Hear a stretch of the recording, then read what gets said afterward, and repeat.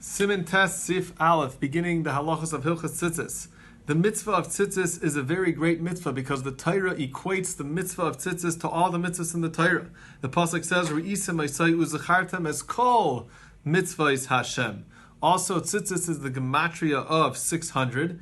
Add the 8 strings and the 5 knots, that brings you to 613. So a nice remez that the mitzvah of tzitzis is keneged all of the mitzvahs in the Torah.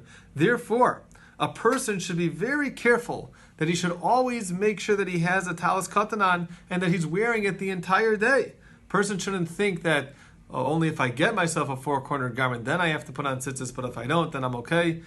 The Kitzur Shulchan Aruch seems to be saying that a person should go out of his way and make sure that he's wearing tzitzis the entire day. That's also similarly brought in Ramosha, in Shuvas Ramosha, that a person should make sure to wear tzitzis every single day, the entire day. Now, it should be made out of wool from a lamb, and that it should be white, and that it should be the appropriate shear. What is the shear? So there's 2 opinions. The first opinion that the Kitzur Shulchan Aruch brings is that it's 3/4 of an amma. 3/4 of an amma long and a half an amma wide. 3/4 of an amma long is roughly somewhere between 14 and 17 inches. I guess a little bit more than a foot, up to a foot and a half.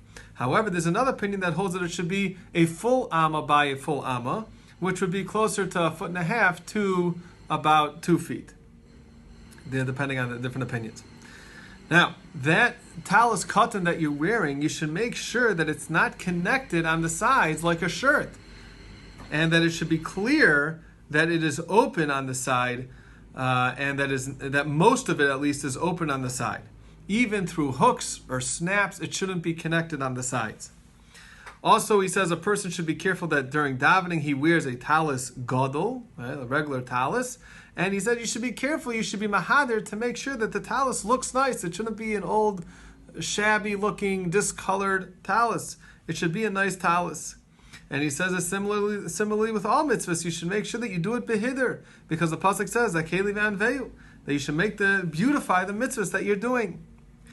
And he says you should be careful that when you're buying the tzitzis, you should buy it from a person who is neman, that you can be confident that he made the tzitzis, he wove the tzitzis, he made all the process of the tzitzis was done lishma and according to halacha.